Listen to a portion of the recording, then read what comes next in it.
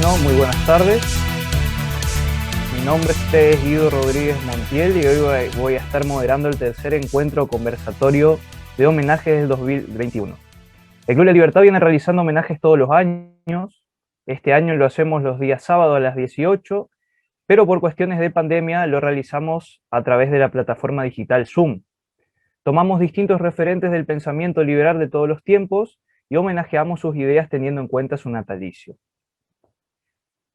A día de hoy vamos a homenajear a Murray Newton Rothbard, pero antes vamos a hacer una breve introducción para situarnos en contexto. Rothbard fue un profesor que vivió toda su vida humildemente, dedicado al estudio y a la divulgación de las ideas de la escuela austríaca y de las ideas libertarias. Además, en cierta parte de su vida fue un activista político, es decir, que no solo teorizó. Viene de una familia judía de origen polaco, en la Nueva York de los años 20. De joven era más bien izquierdista, pero siempre llamó la atención porque gustaba discrepar a sus compañeros y empezó a desarrollar un pensamiento propio. Eso sí, en un ambiente de mucha efervescencia intelectual.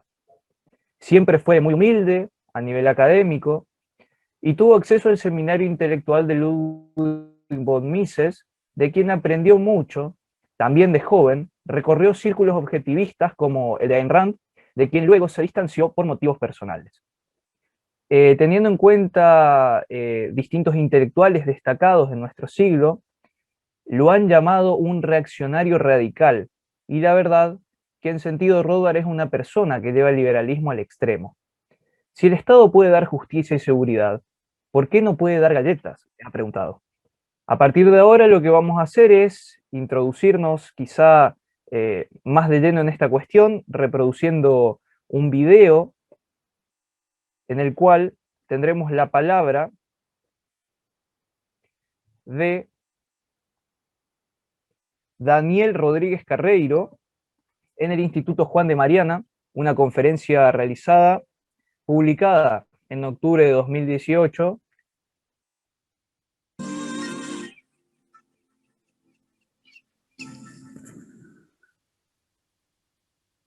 Hola, sobre la ética de Rothbard, y de lo primero que quiero decir es cómo conocí yo a Rothbard. Evidentemente conocí antes a Bastos y por Bastos conocí a Rothbard. Y una de las cosas que a mí me gustaba leer cosas de filosofía política, y una de las cosas que más me sorprendió al leer a Rothbard es que, al contrario que la mayor parte de los demás filósofos, a Rothbard fui capaz de entender qué es lo que estaba diciendo. Una de las frases que nunca olvidaré de uno de los filósofos que yo leía es Heidegger. Y Heidegger decía en uno de sus momentos más inmortales, dijo: el ser de los entes es aquello que menos puede ser nunca nada, tras de lo cual esté aún algo que no aparezca. Y a día de hoy todavía no sé qué cojones quiere decir. Muchos de esos filósofos necesitan a otro filósofo que explique lo que el primer filósofo dijo, traduciéndolo al lenguaje humano. Y muchas veces necesitas a otro filósofo que traduzca al filósofo que tradujo el primer filósofo. Sin embargo, con Rothbard, una de las ventajas que tiene es que puedes entenderlo de una manera más o menos clara, a pesar de que hay dificultades. Y eso, en filosofía, a mí me parece que es una gran ventaja. Fue una de las cosas por las que a mí me empezó a gustar Rothbard. Por supuesto, hay otros filósofos políticos que también se expresan con claridad, y eso es para mí me parece que es una de las grandes ventajas que tienen estos autores. Otra de las cosas que me sorprendió de Rothbard es que era anarquista, evidentemente. Y cuando yo entendía o escuchaba hablar de los anarquistas, me imaginaba a fulanos barbudos que ponían bombas. Yo llegué a ser anarquista, pero solo cumplí de momento una de esas dos cosas. No vamos a hablar sobre el futuro, pero... y de lo que me sorprendió de Rothbard es que era anarquista, pero estaba continuamente defendiendo aquellas instituciones que, según él, permitían la interacción pacífica y cooperativa entre las personas. De tal forma que yo dije, estos anarquistas son gente de orden, lo cual en principio es una idea paradójica, porque parece que el anarquismo es una idea que implica el caos, que implica la destrucción de las instituciones que permiten el desarrollo humano. Entonces, por estos dos motivos, a mí me pareció sorprendente la ética de Rothbard. Muy bien. luego de ilustrarnos un poco más con lo que acabamos de ver con este video, vamos a dar comienzo con lo que es el homenaje, y para eso vamos a hacer la presentación de vida de quienes van a ser los oradores que hoy nos van a estar hablando acerca de quién fue Murray N. Rothbard. En primer lugar, contamos con Víctor Ocampos, quien es un economista, especialista en finanzas, docente universitario y presidente del Instituto Rothbard de Paraguay. Por otro lado, también encontramos a Marcos Irala, licenciado en contabilidad, profesor de economía, emprendedor, director del Instituto Rothbard de Paraguay también. Leandro Jeremías Granda Correa, estudiante de Relaciones Internacionales, fundador del Centro Cultural Juan Bautista Alberdi. Y Alan Futterman, quien es licenciado en Economía y profesor adjunto de Economía de las Instituciones en la Universidad del Centro Educativo Latinoamericano en Rosario. Recordemos que los tiempos de exposición tienen alrededor de 15 minutos, de los cuales se les puede agregar posteriormente 5 más, si es que es necesario cerrar alguna idea. También comentamos para el público que a medida que los disertantes van desarrollando sus ideas, pueden ir dejando sus preguntas o inquietudes en la caja de comentarios. Así en el final de las exposiciones se abre el debate, el conversatorio y se empiezan a contestar. Finalizadas las exposiciones, posteriormente estaremos integrando la próxima parte. Así que a partir de ahora damos comienzo a lo que es este conversando acerca de Murray Newton Rothbard. Le otorgamos la palabra al primer expositor. Buenas tardes a todos. Creo que el primer expositor soy yo. Entonces, lo que yo voy a estar tratando de comentar acá, hablar un poco, es sobre el aporte para la economía o para las ciencias económicas de Murray Rothbard. O sea, no estaría yo entrando directamente en su aporte político o ideológico, ¿verdad? Trataré de mantenerme dentro del marco de lo que es estrictamente económico y su aporte para ello. Murray Rothbard, ya sabemos, nació en Bronx, Nueva York, allá por 1926 y muere en 1995. Fue un economista, historiador, teórico político estadounidense de origen judío, y su trabajo es sumamente amplio, ¿verdad? Creo que escribió más de 26 libros, más de 1000 artículos en revistas especializadas, aparte de haber fundado 2 revistas académicas para la divulgación de trabajos austriacos. Se graduó en matemáticas en 1945 y tuvo su PhD, ¿verdad? Su doctorado en economía en 1956.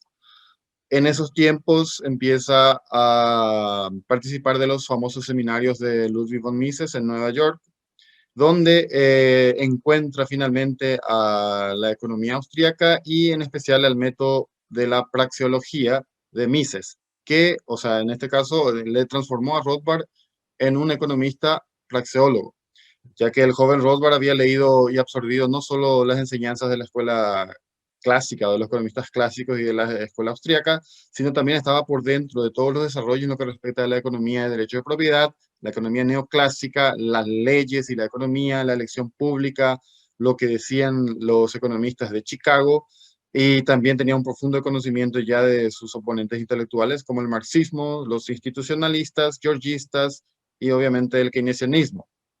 Entonces su trabajo es bastante amplio, por lo tanto estaría enfocándome yo más bien en su obra, su magnum opus, creo yo, hasta ahora, si bien su trabajo final sobre la historia del pensamiento económico también es gigantesco, ¿verdad? Pero me concentraré en Man, Economy and State, ¿verdad? Hombre, Economía y Estado, que por lo menos yo he tratado de leerlo, llegué ya a mitad de ese libro, que tiene más de 1200, 1400 páginas más o menos, es sumamente didáctico. O sea, es altamente recomendable para la gente que quiere realmente aprender economía. ¿Por qué? Porque justamente lo hace en un lenguaje entendible, accesible para la mayoría de la gente, sin ese abordaje matemático que generalmente complica la lectura de un trabajo de economía. Entonces, lo que voy a hacer es eso, el Man, Economy and State. Creo que ya sabemos que fue un trabajo en el cual él intentó, ¿verdad? Traducir, por decir así, en un lenguaje más accesible a los alumnos lo que Ludwig von Mises había escrito en Acción Humana. En ese trabajo, él comienza a explicar prácticamente todo el proceso y empieza ya de lleno en economía, no hace tantos preámbulos como hace Mises, ¿verdad? Sin embargo, ya va directamente a lo que es economía en un lenguaje directo, sencillo y sumamente claro. E incluso no solo se limita a la perspectiva de Mises, ¿verdad? Siempre va poniendo a colación la perspectiva o el abordaje de la economía mainstream. Entonces uno puede aprender incluso sobre elasticidad, sobre como curvas de indiferencia, existen incluso gráficos de oferta y demanda en la obra de Rothbard, ya que él es incluso matemático, ¿verdad? Algo que justamente Bryan Caplan había criticado de Rothbard, que él igual utilizaba algunas herramientas matemáticas en sus explicaciones, pero justamente el uso de las matemáticas de Rothbard es justamente por su cualidad o su facilidad didáctica, nada más. Bueno, en todo su trabajo, principalmente en lo que respecta a economía, él fue siempre muy crítico a la postura o al abordaje mainstream o ortodoxo, ¿verdad? La academia en sí, las grandes escuelas de economía, tenían una aproximación a varios fenómenos económicos y él justamente hacía una crítica porque analizaba desde la óptica o desde la perspectiva praxeológica. Entre ellos, acá voy a estar mencionando, o voy a mencionar, el primero sería a la sociedad opulenta de Kenneth Galbraith, por ejemplo, ¿verdad? Este economista estadounidense también decía que en una sociedad capitalista los consumidores son inducidos por las grandes corporaciones a comprar más de lo que necesitan mediante el uso del marketing y la publicidad en sí. Entonces, generándose así lo que es la sociedad de consumo o el consumismo. Entonces, es una perspectiva institucionalista y eso es lo que critica Rothbard al decir que primeramente nadie puede definir qué es necesario y qué no para un individuo, ya que las preferencias individuales son justamente subjetivas, son individuales. Entonces no se puede definir hasta qué punto es lo necesario y a partir de qué punto pasa a ser un consumo innecesario. Entonces, eso por un lado. Y por otro, lo que Galbraith decía es que las grandes corporaciones mantienen o siguen aumentando sus rendimientos, sus tasas de ganancia, mediante la inducción, ¿verdad? Como al inducir al consumidor a aumentar su consumo. Entonces, lo que Rothbard dice es que si ese fuera el caso, entonces ni siquiera sería necesario que se hagan más estudios de mercado, ya que simplemente con propaganda uno puede aumentar su ganancia y las empresas no quebrarían. O sea, prácticamente lo que Galbraith decía es que la función del emprendedor, ¿verdad? De la perspicacia del emprendedor, la función empresarial, ¿verdad? Justamente ya era innecesaria, ya que con puro marketing se podía estar aumentando siempre las ganancias de las empresas. Y es lo que justamente criticaba Rothbard al decir que justamente el emprendedor es el que hace el estudio de mercado, analiza o descubre, ¿verdad? Una posibilidad de lucro y está siempre enfrentándose a las incertezas, ¿verdad? La incerteza del futuro que hace con que algunas empresas que hayan evaluado mal su situación lleguen a la quiebra. Otro punto sumamente importante que aborda Rothbard es sobre los monopolios. Los monopolios, Rothbard incluso destruye el concepto tradicional de monopolio, ¿verdad? El concepto tradicional de monopolio está basado en el modelo de competencia perfecta. O sea, si tenemos competencia perfecta, es una situación donde no existe monopolio. Para que exista competencia perfecta, necesitamos innúmeros participantes, tanto del lado de la oferta como de la demanda, libre flujo de información, conocimiento completo y productos o bienes homogéneos. Entonces, ese mercado de competencia perfecta es casi inexistente, lo cual hace con que el propio concepto, ¿verdad?, haga con que la mayoría de los mercados sean monopolistas. Entonces tendríamos que estar criticando a cualquiera por ser monopolista, por estar tratando de innovar o por estar tratando de diferenciarse de la competencia. Por eso es que Rothbard, en su tratado sobre monopolios, recurre al concepto de Lord Coke, ¿verdad? Quien decía que el monopolio, en efecto, es un privilegio de explotación otorgado por un rey o un gobernante, ¿verdad? Y este privilegio lo que hace es impedir la competencia real en una economía, ¿verdad? Y hace con que el monopolista pase a poder aplicar precios de monopolio, ¿verdad? Los precios de monopolios serían precios en el cual incluso algunas veces se puede obligar al cliente o al consumidor a adquirir los bienes, ¿verdad? Entonces, la definición de monopolio de Rothbard es mucho más concreta, mucho menos ambigua del concepto habitual de monopolios. Y entonces hace referencia a lo que la mayoría de los austriacos consideramos hoy día, ¿verdad? Como el monopolio dañino es aquel monopolio en el cual legalmente o vía legislación se impide, ¿verdad? Mediante legislación se impide el ingreso de competidores al rubro en el cual estamos. Entonces, eso hace con que la empresa o la corporación vaya creciendo demasiado. Sin embargo, al crecer demasiado, padecerá de un problema que hace referencia a lo que Mises llamó la imposibilidad del cálculo económico en el socialismo. Entonces, la teoría del monopolio de Rothbard se hilvana con la imposibilidad del cálculo económico, ¿verdad? de Mises. En realidad, él amplía la idea, ya que lo que Mises decía básicamente es que sin propiedad privada no se logran formar precios de mercado, ¿verdad? Y con ello entonces se pierde la referencia para poder asignar recursos de manera eficiente. Recordando que la teoría de la firma de Coase y otros, ¿verdad? Decía que justamente lo que hace una empresa o lo que justifica la existencia de empresas o de firmas es que la empresa sirve para internalizar costos de transacción, disminuir costos de transacción, ya que es sumamente costoso estar adquiriendo todos los días personal, adquirir confianza, todos esos costos de transacción, ¿verdad? Se logran minimizar al crearse una firma, en la cual ya se contrata y se internaliza los costos de la firma, los costos de encontrar personal. O sea, una vez que contratas a uno, ya no necesitas hacer un contrato diario, sin embargo, simplemente un contrato de cierto periodo de tiempo ya reduce muchos costos. Entonces, ¿qué pasa? Al internalizarse, esos costos se van perdiendo referencias de precio de mercado.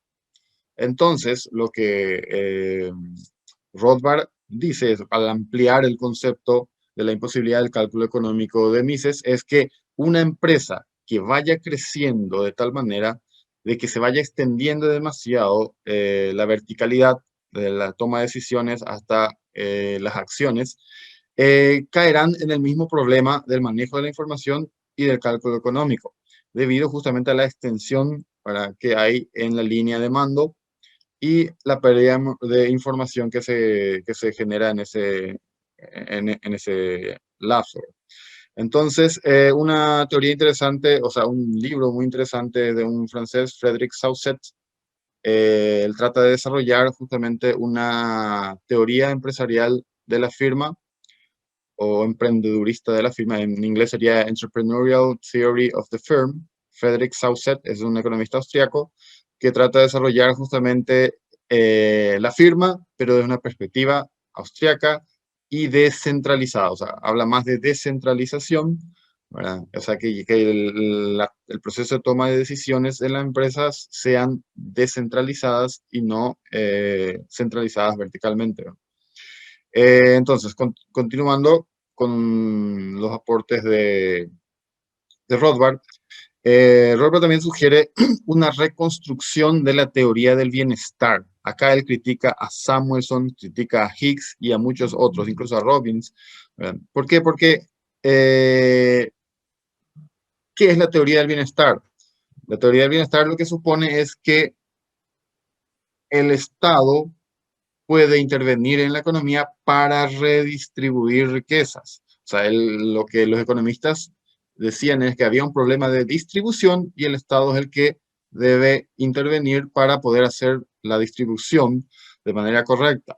Sin embargo, ahí también tenemos un problema de cómo definimos qué es lo bueno o lo malo para alguien, ya que eso tiene que ver con una apreciación subjetiva de las cosas. Habla de que Higgs basa la teoría del bienestar en una utilidad cardinal, ¿verdad? O sea, los que estudiamos economía en la facultad posiblemente van a entender eso, ¿verdad? Que sabemos que tenemos utiles, varios órdenes de utiles, la utilidad marginal es con números, con un orden cardinal, ¿verdad? Y entonces en base a eso se va generando su trabajo.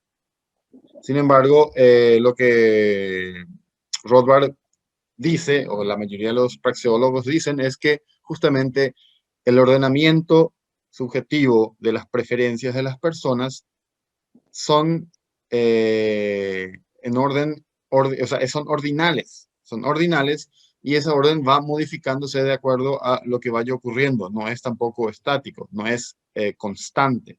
Entonces, lo que dice Rothbard es que se debería pasar a desarrollar una teoría de bienestar basándose en la preferencia demostrada, no en una preferencia que se supone que existe basándose en psicología. Entonces, la demostrada sería lo que se ve una vez que ocurre la acción. Entonces, para poder generar una teoría de bienestar, como se estaba generando, como se está desarrollando, como se estuvo desarrollando en la economía ortodoxa, se necesitaba basarse en juicios éticos para poder sugerir una política de distribución. Robbins, que era un economista austríaco también, ¿verdad? Discípulo de Mises, pero en Londres, sugirió el óptimo de Pareto como referencia para poder justamente hacer la distribución. El óptimo de Pareto dice que una sociedad, si alguien mejora dentro de la sociedad sin perjudicar a los demás, entonces está bien. Sin embargo, si alguien mejora en detrimento de otro, entonces estamos obrando mal. Entonces, Rothbard lo que dice justamente es que un mercado libre es un proceso de intercambio permanente y en ese proceso lo que se hace es justamente la distribución de satisfacción o utilidad o riquezas a cada transacción. Cuando yo adquiero algo en el mercado o entrego a otra cosa al otro sujeto, entonces estamos intercambiando riquezas, estamos cambiando instrumentos que permitirán a ambas partes un aumento del bienestar. Entonces, lo que dice Rothbard finalmente respecto a la teoría del bienestar es que justamente es el mecanismo del mercado el instrumento más eficiente para maximizar la utilidad social. ¿Ah? Entonces, eso entre otros. También él habló mucho sobre la teoría del dinero. Él era un efervescente, ¿cómo se dice?, partidario del patrón oro y el uso del oro como moneda propiamente. Tiene un tratado también sobre eso, un escrito sobre eso, entre muchísimos otros trabajos, ¿verdad? Entonces, creo que eso sería todo. Esos son algunos solo de los aportes de Rothbard. Su obra es demasiado grande. Fue muy duro con todos los economistas de su época, e incluso Peter Boettger, que es miembro del Instituto Mises actualmente, él dice que fue especialmente duro con los economistas austriacos más jóvenes que él. Entonces, eso es todo lo que quería hablar sobre los aportes de Rothbard para la economía, y estamos a su disposición para cualquier aclaración. Muchas gracias. Perfecto, muchas gracias entonces, Víctor. Ahora continuaremos con el licenciado Marcos Girala, a quien le damos la palabra para que pueda proseguir con su presentación. Buenas tardes.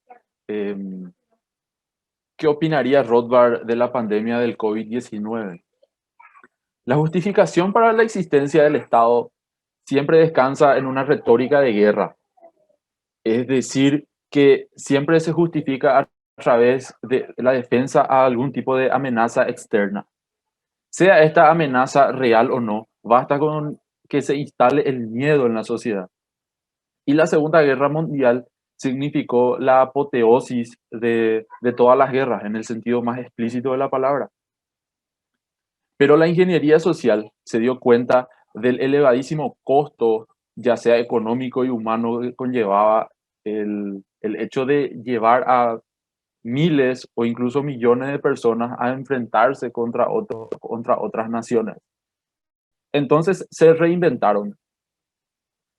Se reinventaron de modo a que encontraron otro tipo de amenazas para justificar, para que se justifique la propia existencia del Estado y la cada vez mayor interferencia en la sociedad.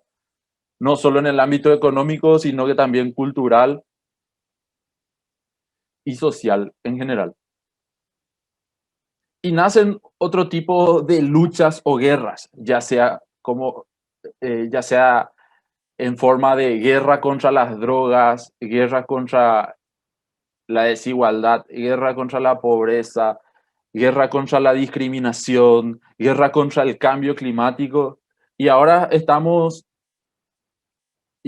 latente la pandemia del COVID-19. O sea que estamos ante un nuevo tipo de guerra, entre muchas comillas, la guerra contra enfermedades infecciosas, como ellos lo llaman. De hecho, esta enfermedad puede ser que sea infecciosa, ¿verdad?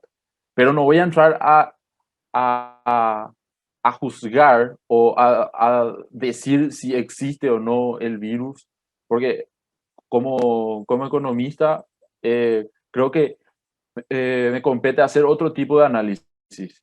Y sobre todo si es legítimo, ¿verdad?, que el Estado intervenga o tome cartas en el asunto. Ya sean esta amenaza nueva, ya sea que fue premeditada o no, para mí no cabe la menor duda de que que los estados del mundo surfaron una vez más en el miedo que se instaló en la sociedad y convirtieron esto en la mayor estafa de la historia. Ni la versión más diabólica del lobo del Wall Street soñaría con un robo de esta magnitud. Y según palabras del mismo Hans Hermann Hoppe, el poder del Estado subió a niveles sin precedentes. Solo la masa monetaria del dólar estadounidense aumentó en un 30% y sigue la borrachera con esta momia que colocaron como presidente. Esto solo por citar un ejemplo del desastre en el que estamos sumergidos ahora mismo. Y como el propio Rothbard decía, todos los conflictos que se presentan en la sociedad, los conflictos que tenemos con otras personas o con otras sociedades, siempre terminan derivando en conflicto de propiedad. Siempre, siempre esa es la naturaleza de todo tipo de conflicto. Y el mismo Rothbard decía que el Estado es la mayor amenaza para la propiedad, para la existencia de propiedad privada.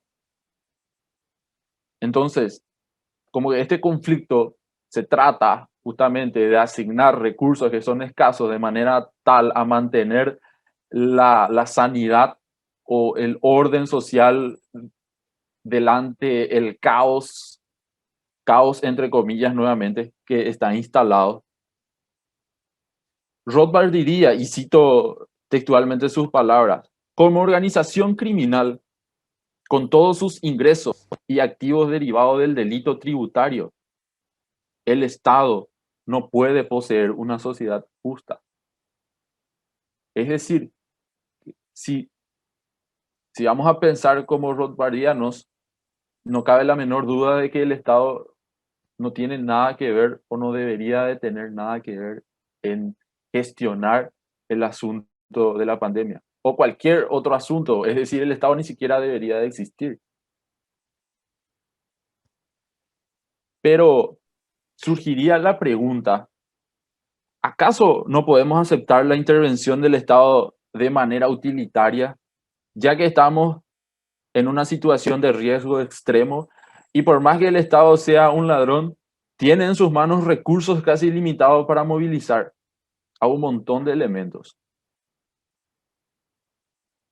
Lew Rodwell, presidente del Instituto Mises de Estados Unidos, diría que una vez que eh, justificamos la intervención del Estado ante la amenaza o ante algún riesgo latente, el límite es el cielo. Y eso es lo que viene pasando a lo largo de la historia. O sea, a lo largo de la historia estamos siempre, nos encontramos ante disyuntivas que implica tomar decisiones que necesariamente podrían tener costos muy elevados o incluso puede implicar en la vida, en la pérdida de la vida de otros individuos.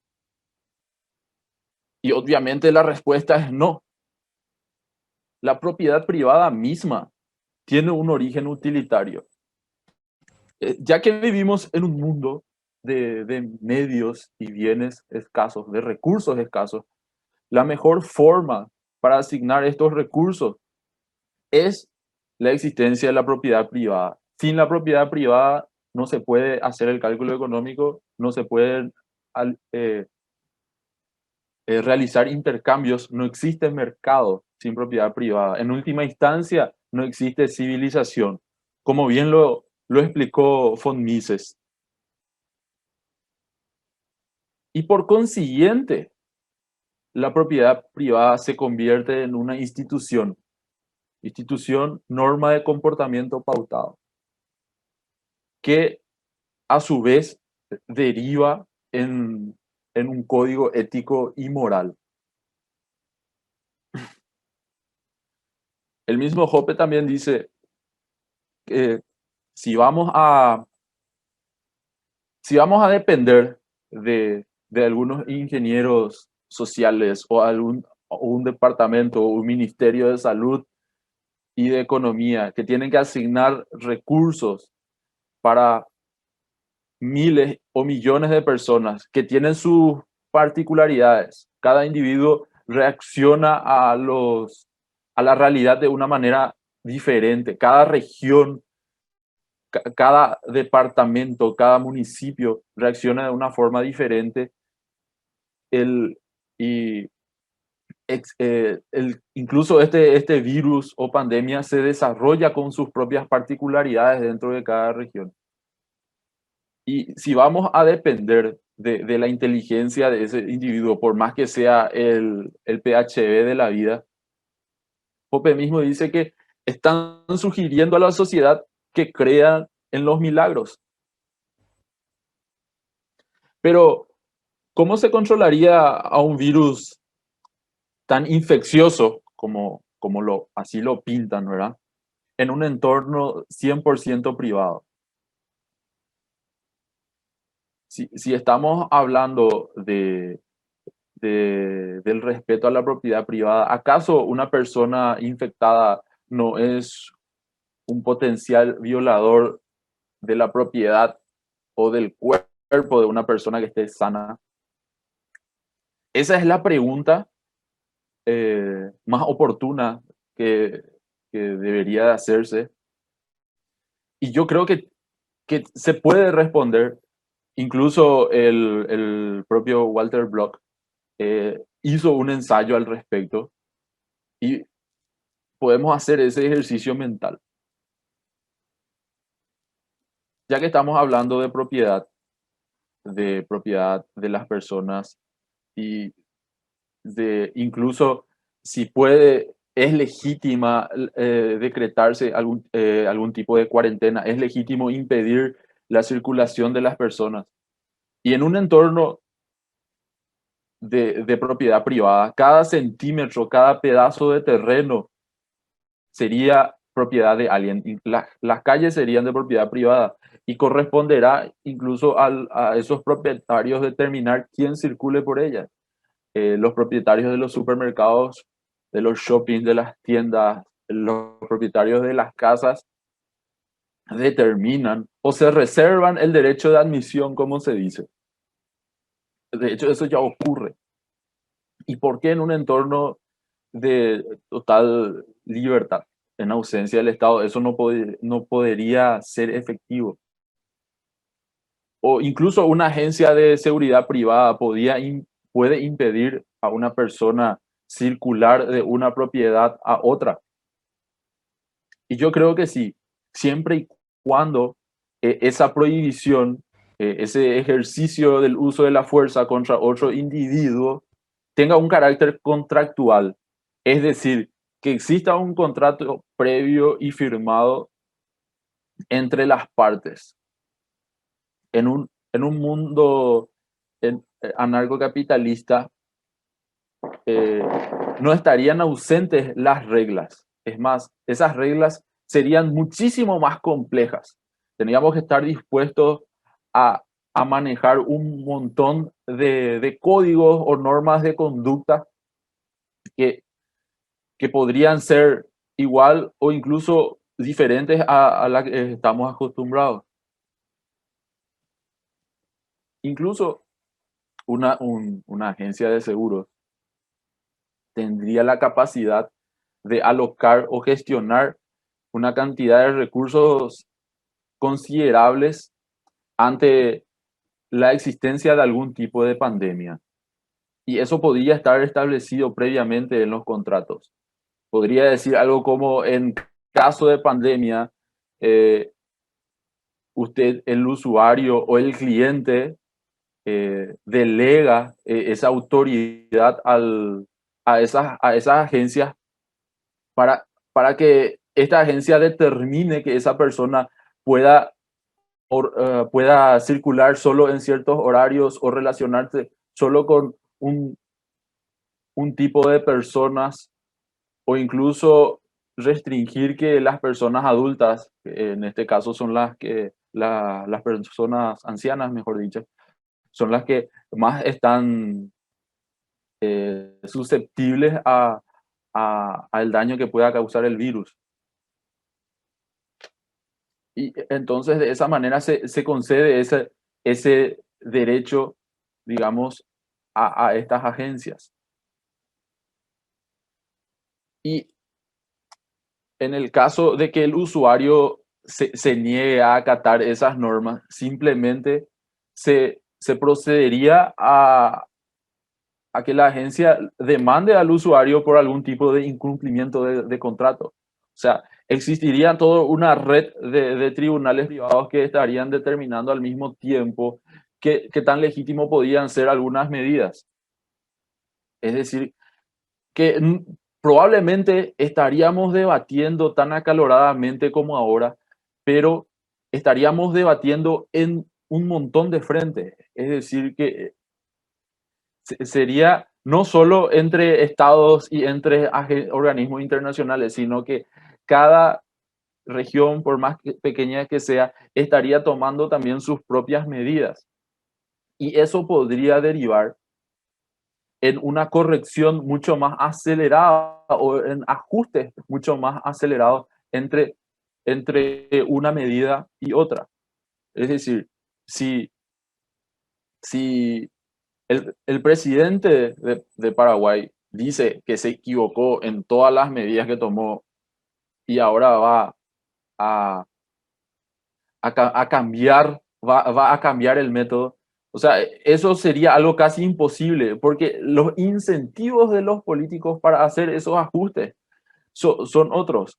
Es decir, de cierta manera, ese político estaría admitiendo su incompetencia, y para ellos es algo, representa eso una malísima publicidad. O sea, para ellos representa pérdidas de votos. Sin embargo, cuando agencias privadas hacen ajustes, a ellos no les importa admitir sus errores porque sus incentivos están dados en la ganancia, en el lucro y en y en que su cliente se mantenga satisfecho y se sienta obviamente seguro con esa agencia. Mientras que para los políticos es súper fácil tomar decisiones, es súper fácil pedir préstamos, utilizar recursos del tesoro o incluso falsificar su propia moneda a través de la emisión inorgánica, cosa que se está haciendo en todo el mundo ahora. Porque esos costos no los asume él, los deriva directamente a la sociedad. Incluso en un sistema de propiedad privada, esas agencias estarían eh, expuestas a algún tipo de posterior juzgamiento por sus actos o por sus medidas. Entonces, esas medidas se tomarían, creo yo, con la mayor de las prudencias posibles. Rothbard decía, por ejemplo, que, que es legítimo que el dueño de un oasis se niegue a darle agua a otras personas en el desierto, a que si se, porque él es el propietario de ese recurso. Y de esa misma manera podrían hacer la pregunta, ¿y qué pasa en un caso extremo si un médico se niega a atender a un paciente? Primeramente, y que este paciente no tenga ni siquiera los recursos o los medios para pagar. Y primeramente, los incentivos están dados para que justamente ese médico quiera atender al paciente. Porque eh, negar la atención a una persona infectada derivaría en muchísimo más costos para la sociedad y por ende para él mismo, porque colapsaría el sistema. Además, ya existe una solución privada para este problema. Y esta solución no es nada más y nada menos que el juramento hipocrático, que surgió ya hace 5 siglos antes de Cristo. Los antiguos griegos ya juraban esa lealtad hacia el paciente, hacia la atención y hacia el cuidado del paciente. Y incumplir ese juramento deriva en forma de sanciones a través de los comités de ética que existen en las colegiaturas de médicos por todo el mundo. Además, ¿qué pasaría con los más pobres, aquellos que no podrían, de repente no pueden contratar una agencia privada?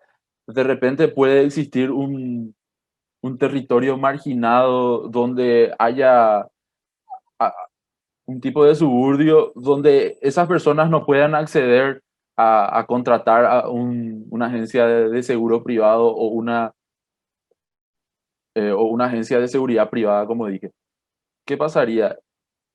Y yo digo que lo peor que puede pasar es que estén esas personas en la misma situación en la que ya se encuentra ahora mismo. Es más, esas personas están recibiendo subsidios del Estado a través de canastas básicas o alguna renta mínima, cosa que están forzados a pagar en el futuro, e incluso sus hijos tendrán que pagar eso en forma de impuestos. En la ausencia del Estado, incluso esas personas podrían hacer asociaciones privadas para coordinar sus movimientos, para cuidarse entre ellos. Y sería completamente legítimo. Y ante la negación de algunos de los miembros de esa sociedad, simplemente se recurre al boicot, así como ya se hace ahora mismo. El boicot sobre todo se está aplicando dentro mismo de las redes sociales. Personas que están siendo, entre comillas, negacionistas, por más que las personas tengan derecho a tener su propia opinión, están siendo baneadas y están siendo expulsadas, digamos, del debate. Y es algo legítimo, por más que se pueda debatir la veracidad o no, o la razón o no de un lado u otro, es totalmente legítimo que haya un boicot. porque mientras exista propiedad privada, son los propietarios los que en última instancia deciden cómo manejar cualquier tipo de situación. Bueno, creo que me extendí un poquito y eso es más o menos lo que el ejercicio mental que quería hacer con respecto a cómo se manejaría el COVID en una situación o en una sociedad de leyes privadas. Muchas gracias. Perfecto, muchísimas gracias, licenciado. Ahora continuaremos con la exposición de Leandro Jeremías Granda Correa. Muchísimas gracias. Primero quería felicitar a Víctor y a Marcos y también al siguiente expositor que va a venir después de mí. Primero es un honor estar acá en este homenaje al 95 aniversario del natalicio de Murray Newton Rothbard.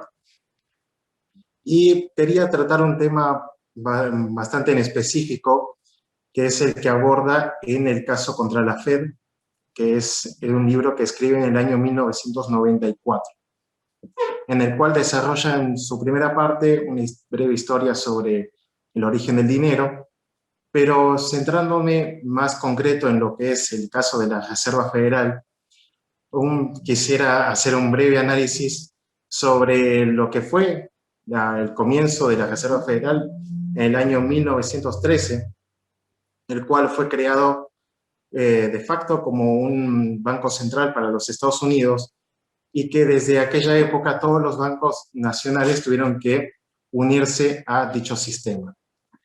Desde el enfoque austríaco, pues, y principalmente, quería resaltar que la Fed ha sido el causante de los más estrepitosos y continuos ciclos económicos en la economía norteamericana, país del cual voy a tratar específicamente, pero que también se puede extrapolar a los demás bancos centrales del mundo, en el cual el ciclo económico brevemente explica que es la relación entre el crédito bancario y el crecimiento económico de manera artificial, lo que provoca una inevitable explosión de una burbuja.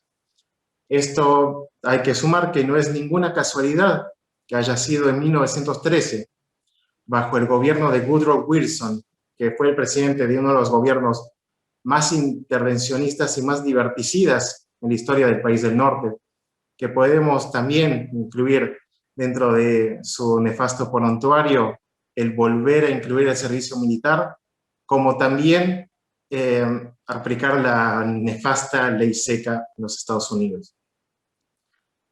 De 1913 a 1928, a 1928 podemos tener un breve análisis en cuanto a que si bien ya estaba instituida la Fed, el poder todavía no estaba en Washington, ya que tenemos puedo introducir al personaje de Benjamin Strong, quien fue el presidente del Banco Regional de la Fed, pero en Nueva York, que es uno de los 12 bancos que actúa allá en Estados Unidos. El tema ocurre fue cuando, tras la muerte de Strong, es el Comité Federal del Mercado Abierto, llamado allá en Washington, el que empezó a dirigir cada uno de los instrumentos de la política monetaria, lo que incluye, para empezar, la compra y venta de valores gubernamentales en el mercado libre con el fin de incrementar el flujo de dinero y el crédito, o en criollo, básicamente, la inflación del mismo. Para ello, la Fed compra valores gubernamentales a firmas, obviamente, previamente escogidas, con el nuevo dinero líquido, y luego, para reducir el dinero y el crédito, la Fed vende esos valores. Ahora, ¿a qué viene todo esto que estoy explicando? Bueno, la crítica de Rothbard proviene que desde el momento en el que el gobierno desea y luego ya tiene la capacidad de crear ese dinero, ahí es cuando se crea la distorsión, la cual es muy atractiva para los políticos, que es esa alternativa de crear dinero frente a la subida de impuestos. Está claro que ante cualquier aumento impositivo va a haber una resistencia en la sociedad, por lo cual un político puede ir y adoptar esa medida. Ahora el problema uno ya puede empezar a visualizarlos a los meses, al año, a los 2 años más tarde, que es cuando ya en ese momento la depreciación del dinero empieza a cargar otras problemáticas. También hay que tener en cuenta que si bien estaba introducido todavía en los Estados Unidos el llamado patrón oro, rápidamente la Reserva Federal erosionó esas reservas, emitiendo dinero, el cual estaba respaldado solamente en un 40% en oro. ¿Qué es lo que quiero decir con esto? Que solamente de que cada billete que emitía la Reserva Federal, solamente el 40% estaba en oro, por lo cual podían llegar a emitir o incrementar la base monetaria hasta 2 veces y media. Y esto ya puede generar, obviamente, problemáticas monstruosas, como lo es el propio efecto inflacionario, una estafa completa para los ciudadanos de a pie. Esta estafa también hay que sumarla a la banca de reserva fraccionaria, a la cual los bancos comerciantes se les permite crear dinero, a partir de los cheques emitidos por la Fed, los cuales estaban respaldados solamente en un 10% de la reserva de oro. Acá, para hacer un breve análisis. Si solamente de cada billete que se emitía, de lo que antes era una reserva en oro de $100, supongamos que esto sea oro, ¿no? Bueno, si solamente el 10%, una pequeña fracción de esto, está respaldado, eso implica que la Reserva Federal ya tenía la potestad de multiplicar por 10 lo que antes era $100, y de ahí crear, por ejemplo, y de ahí ya uno pasa a una escala de $1000 emitidos solamente con un 10% de respaldo. A lo que a su vez, bajo ley, los bancos comerciales luego podían también utilizar este mismo fraccionamiento, y lo que inicialmente eran $100 pasaban a ser 1000 y luego pasaban a ser 10.000. Esto depreció monstruosamente el valor de la moneda norteamericana, impulsando el alza de los precios y finalmente reduciendo el poder adquisitivo de los ciudadanos norteamericanos. Ahora bien, ¿por qué se ejecuta algo que desde el vamos puede sonar totalmente maléfico? Bueno, los principales beneficiados de este sistema degenerado primero son el gobierno, los grandes bancos contratistas, los grandes bancos y los contratistas gubernamentales, y todo aquel que esté relacionado o sea afín al propio gobierno. ¿Por qué? Porque todo este flujo de liquidez también al generar una distorsión en lo que es el propio mercado, también hace tender hacia abajo lo que es la tasa de interés, lo cual luego genera un boom de inversiones, el cual no es solamente el inicio del estallido de lo que va a ser la burbuja financiera. Con esto mismo podemos incluir el caso que Rothbard tiene muy en cuenta en el libro, que es el caso de la Gran Depresión. Está bien que, bueno, en el colegio, todos y cada uno de nosotros supongo que nos habrán enseñado que la Gran Depresión es el gran ejemplo de la crisis del capitalismo, el gran ejemplo de que el mecanismo del laissez-faire no tiene sentido, y de que seguir adoptándolo genera consecuencias negativas. Sin embargo, es todo lo contrario. Es la intervención estatal la que crea estas crisis. Si bien acá tenemos, como acabo de explicar, el enfoque austríaco, que es el que estoy manteniendo ahora, también incluso también hubo aportes por parte de la Escuela de Chicago, entre ellos Milton Friedman, el cual también explica de otra forma cuáles son los orígenes de la Gran Depresión en Estados Unidos. Pero bueno, volviendo a lo que es el libro de Rothbard, tenemos que la deuda norteamericana había pasado de 1.000 millones de dólares, si bien parecerá un número grande, pero ya para el año 29 había pasado a 27.000 millones de dólares. El ciclo económico nuevamente y la feroz contracción de la economía llevó a Estados Unidos a vivir una de sus horas más trágicas, marcando también el fin, de facto, con el confiscamiento del oro de los norteamericanos por parte del gobierno de Roosevelt, el sistema del patrón oro, que si bien había tenido distintas pausas, por ejemplo, tenemos la pausa del patrón oro durante la Primera Guerra Mundial, en el cual los Estados Unidos había impreso dinero para financiar los gastos de la guerra, también los volvió a ejecutar en la Segunda Guerra Mundial.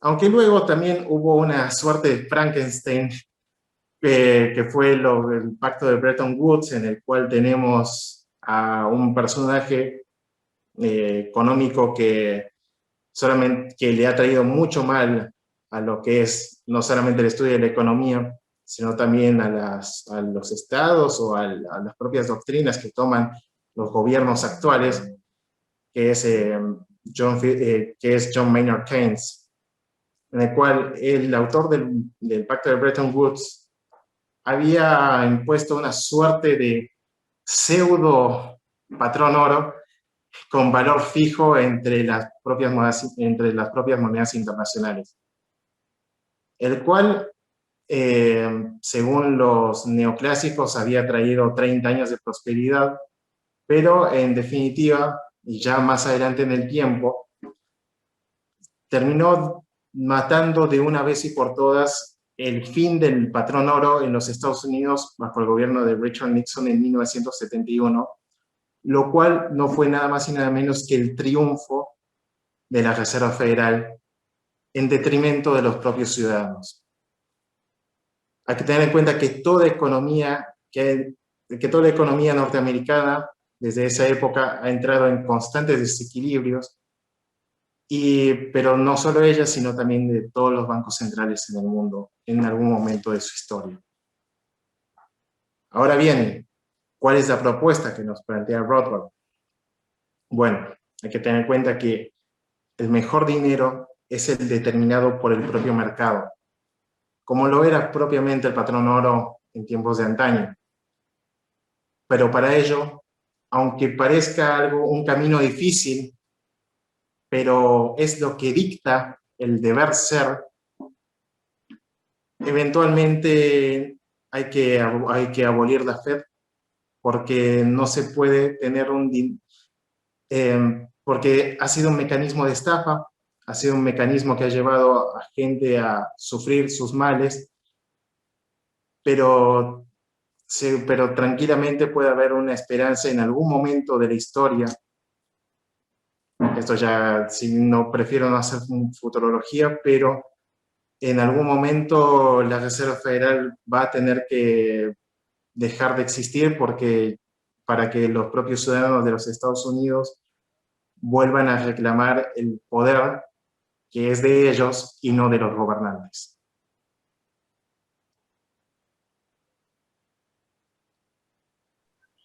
Buenísimo. Continuaremos entonces con el último disertante, que es Alan Futterman, así que le otorgamos la palabra. Bueno, muchas gracias por la invitación. Antes que nada, se escucha bien, ¿verdad? Confirmame, Guido. Perfecto, bueno. Sí, se escucha muy bien. Bárbaro, bárbaro. Bueno, yo pensaba hablar un poco acerca de los aportes de Rothbard como economista, pero ya bastante se ha mencionado sobre ese tema, entonces quiero hacer algunos puntos respecto del punto de vista metodológico de Rothbard y cómo eso afecta, digamos, el resto de su obra. Hay una mezcla en Rothbard respecto del rechazo del mainstream en la economía por un lado, en la ciencia económica por un lado, y al mismo tiempo, digamos, la inclusión de algunas cosas que resultaron inevitables después para el desarrollo de la teoría económica, pero con un toque austríaco. Entonces, por ejemplo, en Man, Economy and State, que como bien se dijo, es como una especie de manual introductorio de economía o de todos los grandes temas de la economía, o una adaptación de la acción humana de von Mises, obviamente extendiendo tópicos y afinando temas, como se mencionó el tema del monopolio, etcétera, aplicado, digamos, a lo que sería un manual de estudio de economía para un estudiante universitario. Entonces, en ese sentido, Rothbard no tuvo otra, en cierta forma, que hacer algunas adaptaciones, como por ejemplo, incluir gráficos. Pero esto obviamente digamos, se lleva puesto con el rechazo de plano al uso de matemáticas en la teoría económica, porque una cosa es el uso de estadísticas y econometría para ilustrar teorías o para hacer historia económica, como decía von Mises, ¿no? El tema de la estadística como historia económica. Y otra cosa es el uso de la matemática para hacer teoría económica, que para la rama rothbardiana, digamos, es prácticamente algo prohibido, pero al mismo tiempo, si alguien muestra un gráfico y en ese gráfico se dibuja una curva, detrás de esa curva lo que se está haciendo es ilustrar una función que se describe de forma matemática y se escribe de forma matemática, con ecuaciones, etcétera, ¿no? Modelos. Entonces es como que lo rechaza y lo acepta un poco, en parte, pero, y acá está el punto, es solo una ilustración. ¿Ok? Al mismo tiempo, por ejemplo, él adopta la metodología de von Mises desde el punto de vista praxeológico, el tema de comenzar a construir su teoría o el edificio de la teoría económica sobre la base del axioma de la acción humana, pero a diferencia de von Mises, que lo hace desde un punto de vista kantiano, o sea, esta idea de que la praxeología lo que hace es describir conceptos, y estos conceptos son algo así como moldes, o como categorías kantianas que la mente humana impone sobre el mundo y por lo tanto son verdaderas a priori en todo mundo posible o pensable. En lugar de hacer eso, probablemente por la influencia que él tuvo de Ayn Rand y del pensamiento aristotélico, él lo basa en Aristóteles a eso. Entonces, ¿a qué voy con esto? Voy a que Rothbard, está bien, continúa la tradición de von Mises, de hecho la profundiza, pero no es que sigue un lineamiento dogmático, estricto, sino que él le agrega cosas, saca cosas, por ejemplo, la rama hayekiana no le agradaba demasiado por este tema de que no tomaba ese a priorismo extremo, como lo hubiera llamado él. Entonces, eso quería resaltarlo. Ahora bien, también dentro de Hombre de Economía y Estado, algunos teoremas de la praxeología no son verdades a priori, ¿no? Por ejemplo, él mismo reconoce que pueden existir curvas de oferta dependiente negativa. Entonces, ¿cómo digamos, se conjuga eso con la idea esta de la verdad a priori, vale la redundancia, de los teoremas praxeológicos, ¿no? De la oferta, de la demanda, etc. O, por ejemplo, cuestiones que requieren, digamos, de hipótesis auxiliares para poder aplicarse. Por ejemplo, la ecualización de ganancias, ¿sí? No se da si los empresarios son estúpidos. O, por ejemplo, los precios, no se llega al precio único de equilibrio de mercado, por plantearlo de alguna forma, si quienes hacen el proceso de arbitraje están seniles o son estúpidos o lo que sea, ¿no? Entonces, básicamente, o sea, uno requiere, para que la teoría económica funcione, de muchas hipótesis auxiliares que tienen contenido empírico para funcionar. Entonces, ojo, esto es un homenaje a Rothbard, no una crítica. Entonces yo no estoy haciendo una crítica, sino que estoy describiendo que lo que trata de hacer es adaptar cosas que se veían en el mainstream de la ciencia económica, fundamentalmente el tema de lo empírico, y trata de conjugarlo con el edificio de la praxeología que él construye en Nombre de Economía y Estado, y en otros papers que él publica, porque él publica muchos papers relativamente, o sea, para lo que fue la gran obra que él tuvo, bastante lo publicó en algunos papers, en algunos journals que eran mainstream dentro de la ciencia económica. Entonces, desde ese punto de vista, lo que rescato es si bien él se mantuvo firme en sus convicciones, por plantearlo de alguna forma, de este apriorismo extremo y de presentarse como un praxiólogo puro y duro, hubo ciertas concesiones que él hace con fines ilustrativos, con fines pedagógicos, pero también porque él quería plantear también su propia, digamos, su propia línea dentro de la tradición austríaca, concretamente la tradición de von Mises. Y en ese sentido, hay que hacer un balance también de que Rothbard le dio mucho hincapié, mucha preponderancia a lo que es el tema de los derechos de propiedad. Entonces, en ese sentido, yo creo que incluso Peter Bettke lo dice esto, que Rothbard era un economista de derechos de propiedad, más que un economista austríaco, porque la economía austríaca hace más hincapié en, por plantearlo de alguna forma, la base mental o subjetiva que tienen los procesos económicos como procesos, y no cuestiones fácticas o institucionales como los derechos de propiedad. A priori, ¿no? Ese es el quid de la cuestión, porque si bien los derechos de propiedad plantean un set de incentivos, y obviamente la economía austríaca gira alrededor de que existan los derechos de propiedad, que dan lugar a la existencia de precios, etcétera, etcétera, etcétera, y todo lo que ya sabemos y se ha planteado, Rothbard no era un economista institucionalista, digamos, era un economista austríaco, pero su rechazo a Hayek, que sí era partidario de plantear la economía como un proceso de descubrimiento, etcétera, no porque Mises y Rothbard no lo hayan hecho, pero sí porque no le puso hincapié en ese sentido. Entonces, a diferencia de Hayek, que sí lo hacía, los órdenes espontáneos, etcétera, etcétera, Rothbard era más partidario de esta idea de los derechos de propiedad que se ve a lo largo de su desarrollo en teoría económica pura, ¿no? Por eso él plantea las cosas desde un punto de vista más naturalista, por plantearlo de alguna forma, en lugar de un punto de vista utilitario, que von Mises hace eso, o desde un punto de vista de la cuestión esta falibilista, ¿no? Popperiana, que es la que sigue de alguna forma Hayek y la línea austríaca que nace a partir de él. Rothbard no, Rothbard era mucho más estricto. Y de ahí creo yo que deriva esta idea de que, bueno, dado este edificio de teoría económica, dada la praxeología y dado la importancia de los derechos de propiedad, claramente extrapolamos eso al funcionamiento de las, digamos, del Estado, de las funciones del Estado, y claramente podríamos, digamos, privatizar, etcétera, etcétera, y eso va a ser justo, porque él lo plantea, en cierta forma lo termina planteando así, en la ética de la libertad, como que es el orden que debe ser, más que una descripción utilitaria. Por ejemplo, David Friedman no lo hace así. David Friedman defiende el anarcocapitalismo desde el punto de vista utilitario, un hijo de Milton Friedman, por cierto, pero Rothbard no lo hace de esa forma. Es como un pensador del deber ser, ¿ok?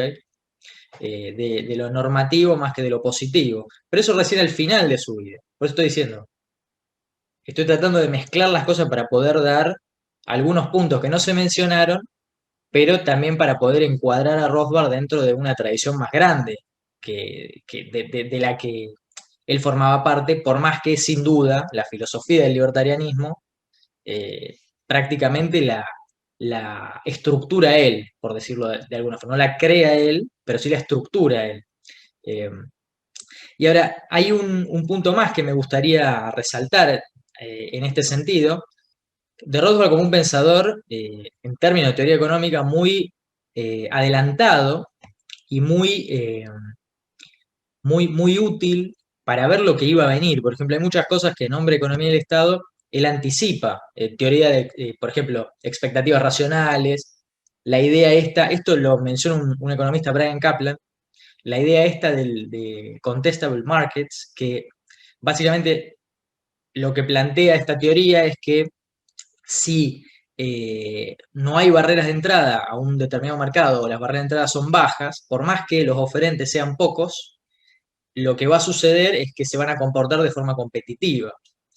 Entonces, esto también se relaciona con el tema del concepto de monopolio que tenía Rothbard, ¿no? Porque una cosa es un monopolio, otra cosa es el precio de monopolio en la economía neoclásica, que es lo que da lugar a la intervención del Estado, digamos, en la teoría, ¿no? Esa diferencia entre el precio de monopolio y el precio competitivo. Bueno, Rothbard separa eso y esto que le estoy mencionando viene de ese lado también.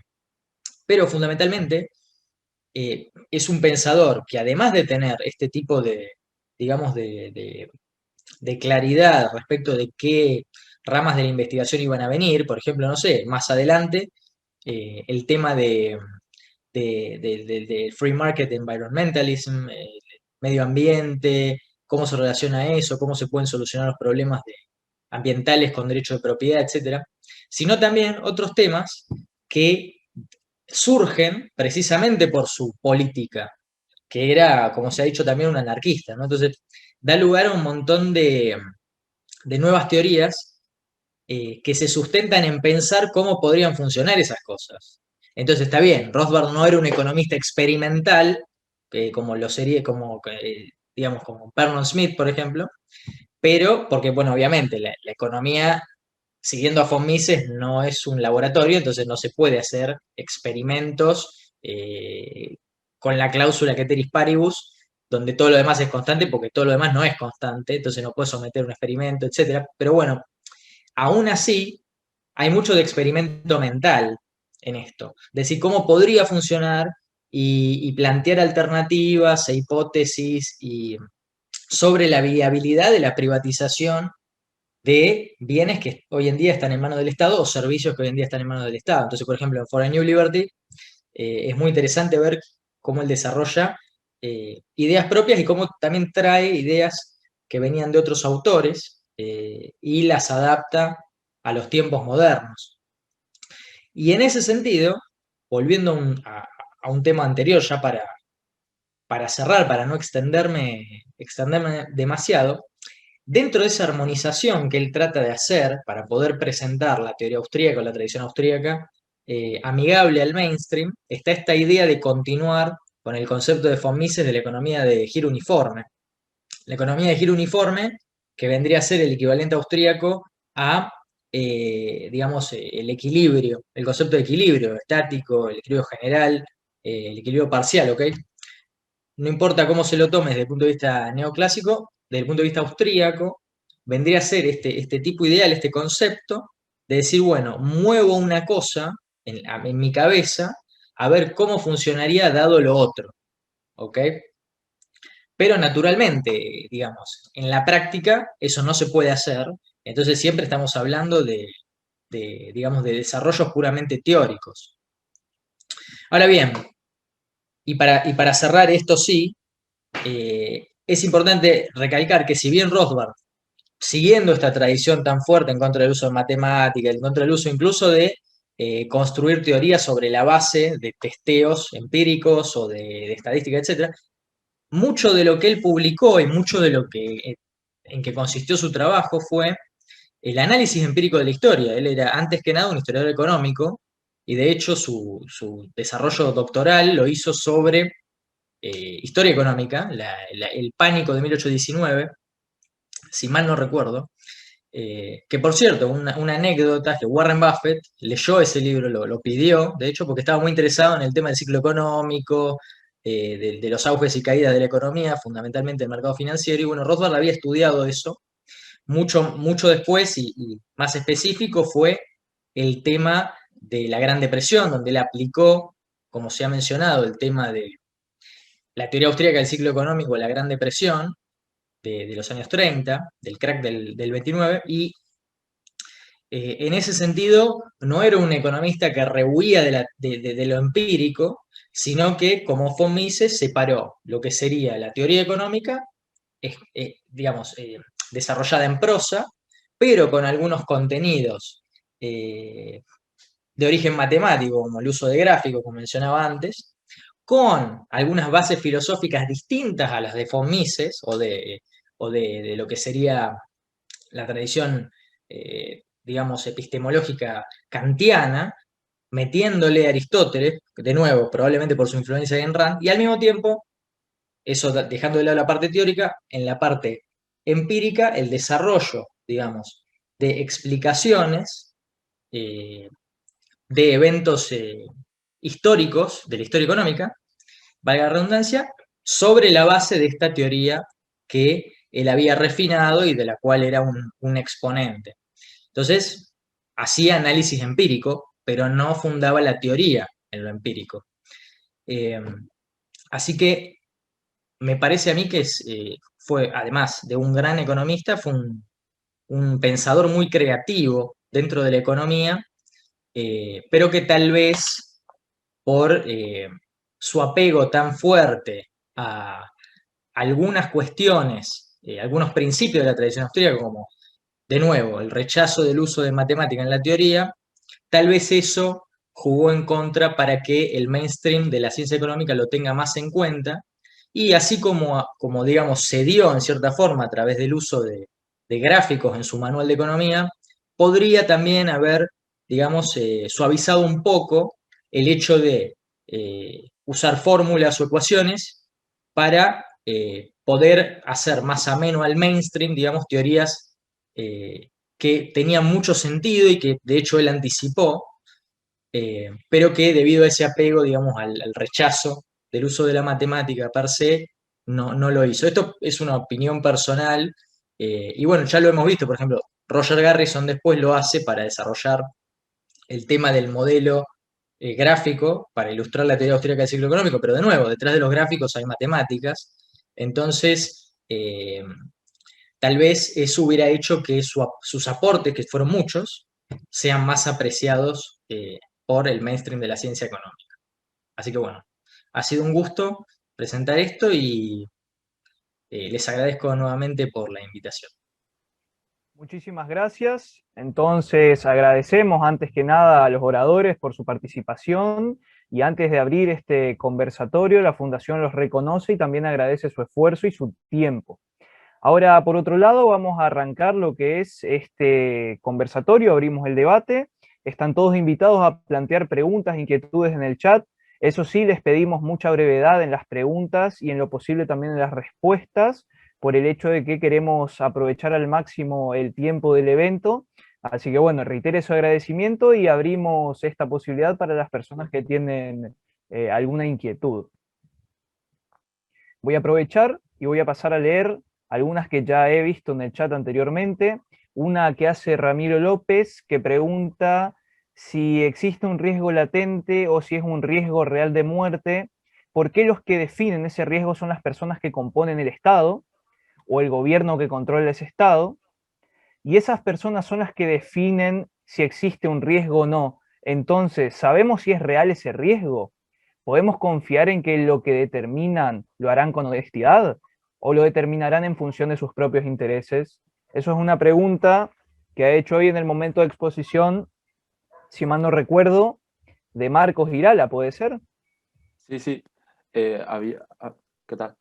Había leído la pregunta y creo que Ramiro leyó el artículo de Lew Rockwell al respecto, porque justamente Lew Rockwell habla justamente del riesgo latente y es como si fuera que, vamos, contextualizando con el coronavirus, por ejemplo, es una persona, o sea, se puede equiparar a una persona contagiada con el virus y que estornude en tu frente con alguien que te está apuntando con el arma en la cabeza. Es decir, eso puede ser considerado como puede ser considerado como amenaza. Y si la respuesta es sí, estás legitimado que yo recurra a la violencia contra esa persona. Ese es un debate que incluso están haciendo mucho allá los libertarios en Estados Unidos.